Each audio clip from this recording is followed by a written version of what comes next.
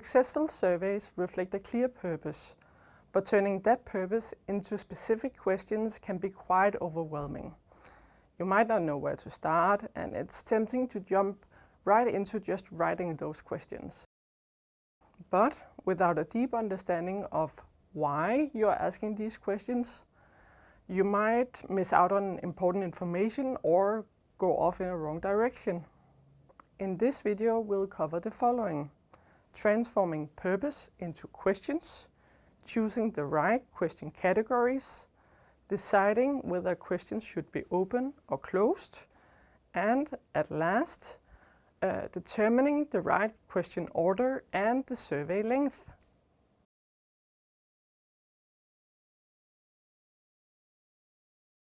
The process begins with your survey's purpose.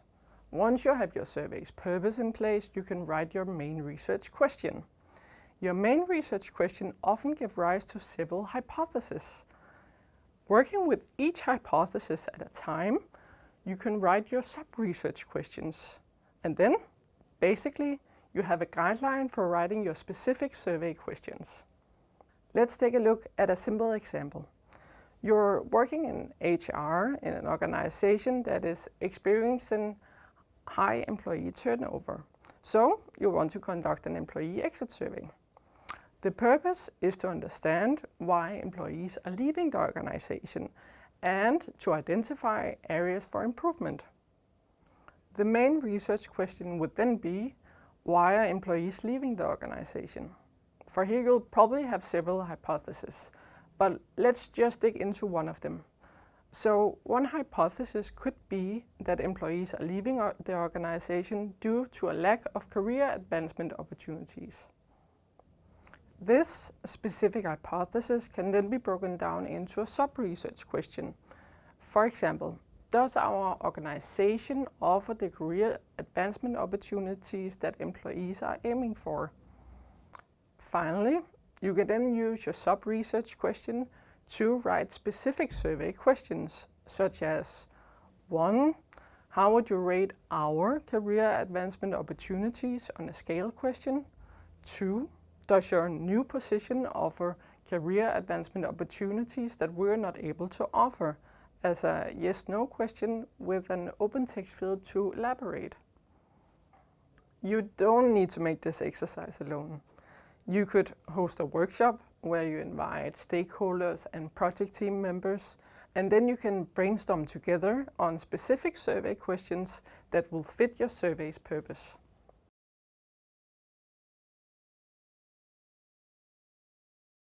When designing a survey, it's essential to consider the different categories of questions to include to make sure that you gather the most relevant data. The question categories include 1. Abilities. Questions related to abilities aim to measure the level of knowledge or skills of the respondents in a particular area. For example, how would you rate your skills in Microsoft Excel? 2. Attitudes, opinions, and feelings. This category of questions aims to measure the respondents' inner thoughts towards a particular subject. An example of this category would be, how satisfied are you with your current job? 3. Behaviors. These questions aim to measure the respondents' behaviors in a particular area. For example, how many times a week do you exercise? 4. Attributes. This group of questions collects demographic information such as age, income, education, or other relevant information. And an example would here be, how old are you? A good questionnaire design doesn't necessarily include all the different question categories. For example, for an employee satisfaction survey, it primarily focuses on attitudes, opinions, and feelings. However, you should consider which categories are relevant to your specific survey project.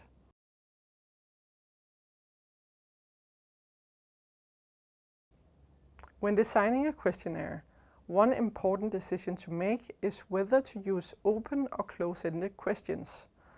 Open-ended questions provide detail and nuances, while close-ended questions have specific response options that are easy to analyze and quantify. Open-ended questions provide valuable insights into the respondent's thoughts and feelings on a particular topic. They allow the respondents to share information that you might not have considered, and they can also be used to identify themes and patterns for future surveys. However, they might be difficult to analyze, they take longer time to complete, and some might not feel comfortable sharing personal information. On the contrary, close-ended questions have specific response options, which makes it easier to analyze and faster to complete. However, they might fail to capture the nuances of the respondents' experiences, and also respondents are more likely to be biased by leading questions. Ultimately, the decision on which to use for what questions depends on what type of information you want to gather and the resources you have available.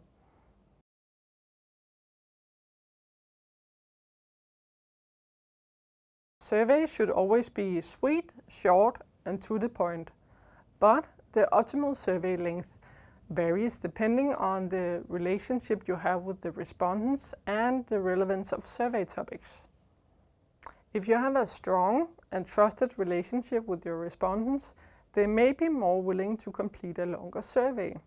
However, if the relationship is weaker or more transactional, they might not feel as obligated to complete a long survey.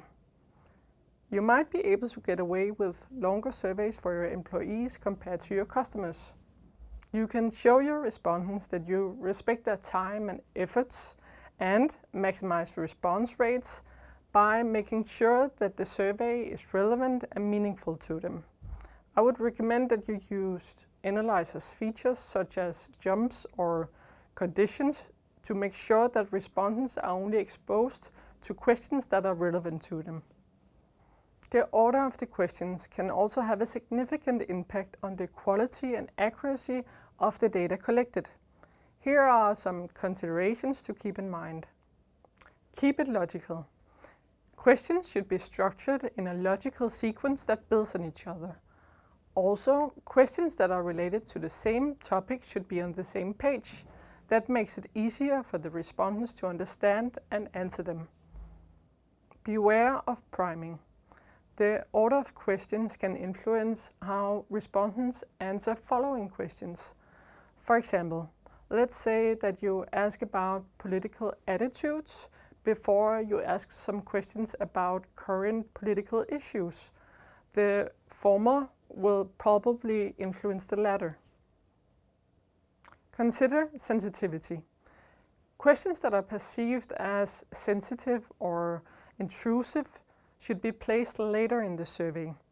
Then the respondents have had some time to build rapport with the survey administrator.